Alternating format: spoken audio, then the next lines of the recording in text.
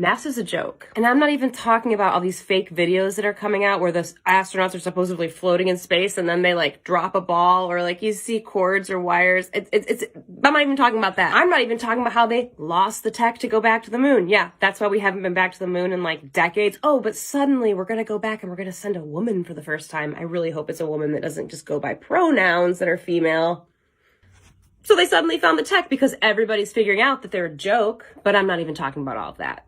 I'm not even referring to Wernher von Braun's tombstone. You know, Wernher von Braun, former Nazi member who came and teamed up with NASA to be a rocket pioneer and technology guy. You know what's on his tombstone, right? Psalms 19:1. The heavens declare the glory of God, and the firmament showeth his handiwork. The firmament is a glass dome type thing, container that means rockets can't get through. Wernher von Braun put that on his tombstone. He's a rocket guy, but he's gonna put this joke on his tombstone. But I'm not even talking about that. You want to know what I'm referring to? I'm referring to the fact that NASA wastes $60 million a day. I'm going to say that again. NASA wastes $60 million a day. On what? They aren't even pranking us well. They don't have good excuses when we ask, why haven't you been back to the moon? A little girl asked Buzz Aldrich, why haven't we gone back to the moon? And he said, because we never went. Why didn't they just give him some of the millions of dollars they're wasting every day to lie to everyone? Because NASA's a joke. There was a moment that a thought passed through my head that I didn't want to talk about this, but then I remembered, I don't care. I'm like Ricky Gervais at the Golden Globes. I don't care anymore because us conspiracy theorists, we've been right about it all. So anyways, you guys seen this yet? It just came out. You should go watch it. It's really good. I don't care. This is the real reason why the Georgia Guidestones was demolished. What up, bro? Did you know that there's this hole right here? See that hole? It lines up with Polaris, the North Pole Star, all year. If you look at nighttime through on the other side, that hole goes up, and the North Pole Star is right in the middle, and it happens year-round. This is actually proof that the Earth is a flat, stationary Earth. And that's why this costs hundreds of thousands of dollars to build, right? This is what they want for the New World Order, of course. But the point is, they know what the Earth is, right? This thing wouldn't work if the Earth was spinning 1,000 miles an hour, shooting 66,000 miles per hour around the sun. It literally wouldn't work. It gets even worse, though, guys. On the side here, it's actually a calendar.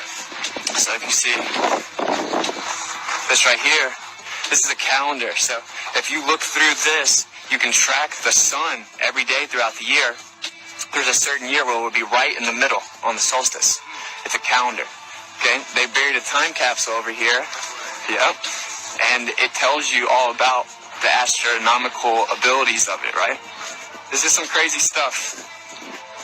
So, channel through stone indicates celestial pole. That's the little hole that you see the North Star through every day for thousands of years. Horizontal slot indicates annual travel of sun, which is that right there, which is how you get the solstice. Sunbeam through the capstone marks noontime throughout the year.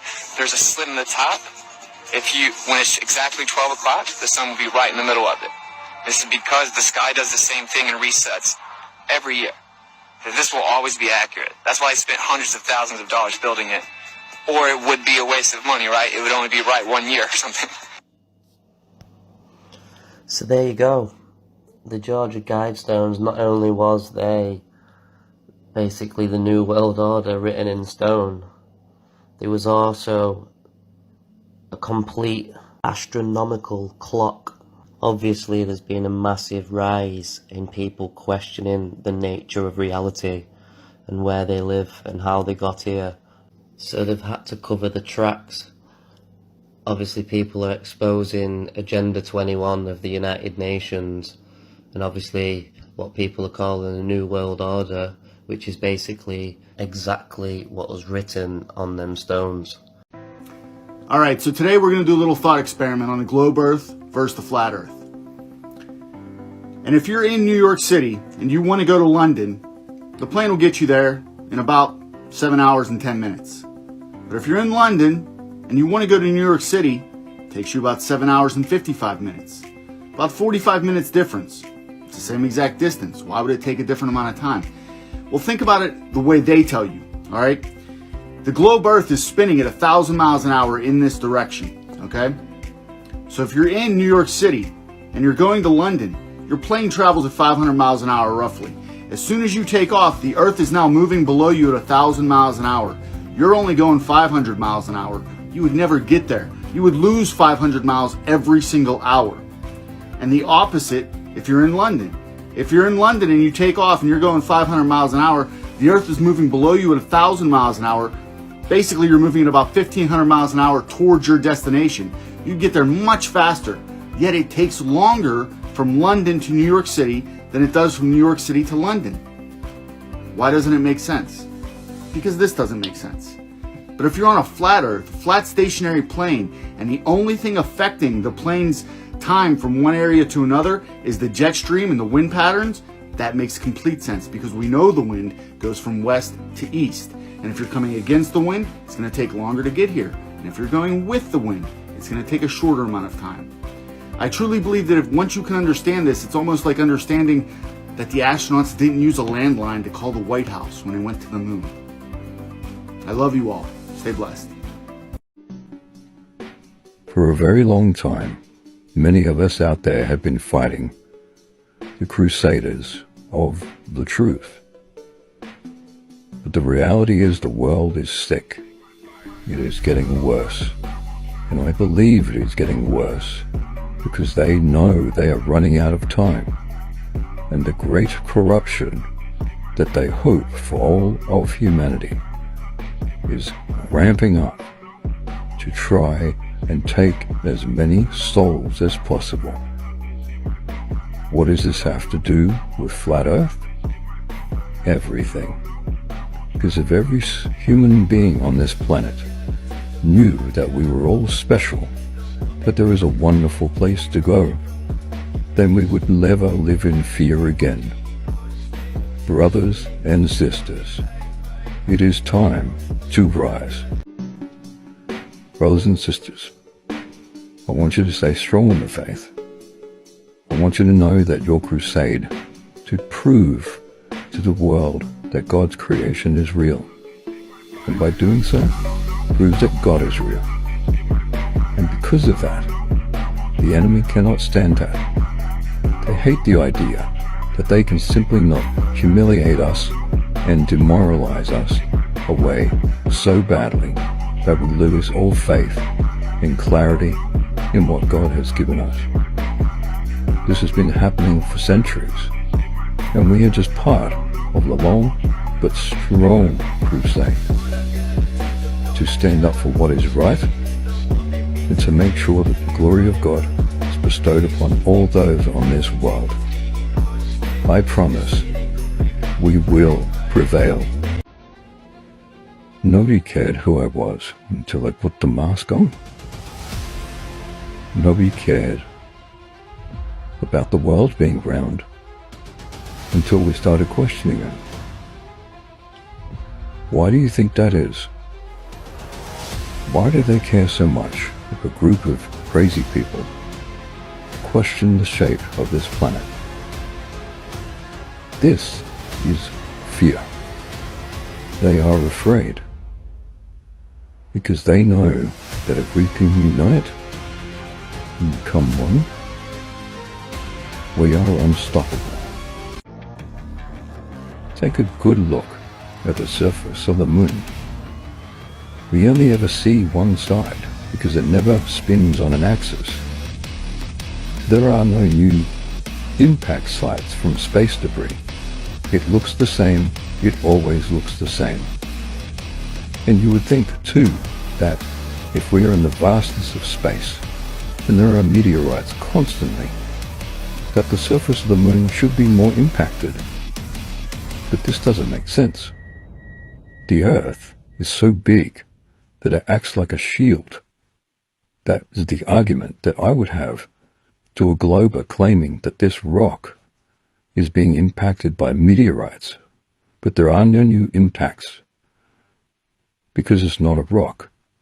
It is plasma. It is God's light.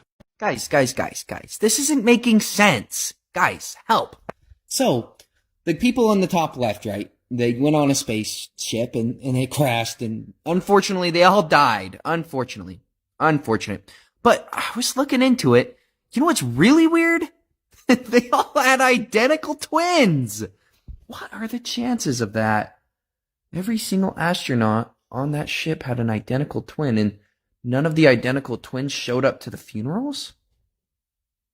Anyway, on a side note, everyone seems really confused. Gravity? No! It's not gravity. It's mass and density, dude. Mass and density, not gravity. See? Think about it. Think. Just think. Where's the sun? Extremely local. This is a gift that I can't put on here, but that's just a screenshot of it. Yeah, 93 million miles away, though.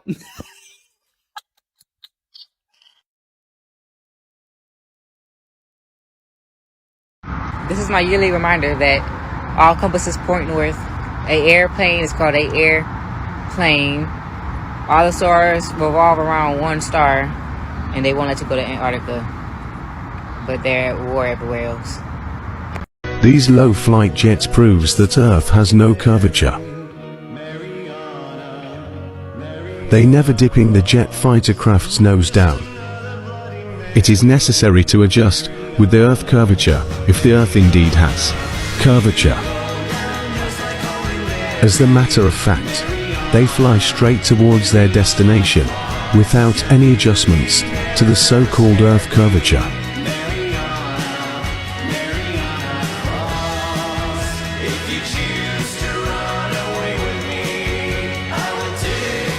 If only the Earth is a giant ball, then they must follow the curvature by dipping the craft's nose down, or else they will fly straight to space and beyond. No one has ever flown across this land. While there have been claims made, none of them have been substantiated with solid proof. Now, you may be wondering what exactly I'm referring to. I'm talking about a unique and daring adventure of flying across the Antarctic continent. Starting from Australia, flying across the Antarctic continent to the South Geographical Pole, and ending up in South America, Chile. You might be asking yourself, why undertake such a journey? One significant reason is to determine if the Earth is a topographical plane or a spheroid. In my opinion, the results of this expedition could provide the nail in the coffin for one or the other, ending the debates between the flat Earth and the globe Earth once and for all. Regardless of the outcome, this endeavor will be a truly exceptional and thrilling expedition, one that no one can claim to have ever undertaken before. I extend an invitation to both the flat Earth and the globe Earth believers to accompany us in this daring and thrilling adventure. Hey round earthers, why don't you swing by nasa.gov and check this out? Seems that the very organization that insists you live on a ball don't believe it themselves. Watch till the end, and instead of coming up with reasons why this may not be true, try and figure out who's behind the biggest lie ever told, and what reason they would have to deceive you. Remember, you can't win the war if you don't know who your enemy is, and trust me, it isn't flat earthers. They've been trying to awaken you. Summary. This report documents the derivation and definition of a linear aircraft model for a rigid aircraft of constant mass, flying over a flat, non-rotating Earth.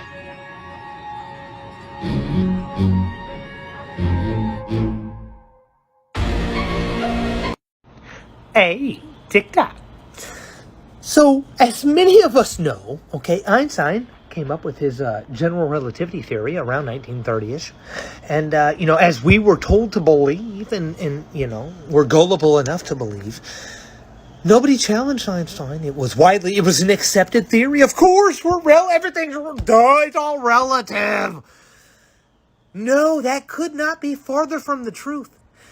I'm now learning, as a lot of us are, that over 100 Austrian and German scientists denounced not only the theory, in which they denounced Albert Einstein and accused him of leading science into the realm of pseudo-mysticism, abstraction, and speculation, as well as himself, his credentials.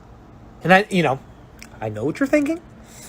Einstein, obviously, at a rebuttal, these guys are crazy. They're psycho. Look, these guys they want to be different. Well, no. That actually couldn't be further from the truth. Einstein himself, as we see here, was quoted saying, "To defeat relativity, one did not need the word of 100 scientists. Just one fact." Hey, but you guys keep believing whatever you want. Babylon envisioned the earth as a hollow mountain supported and surrounded by the sea. Inside the earth lay the dark, dusty realm of the dead. Arcing over the earth was a solid firmament across which moved the sun, moon, and stars.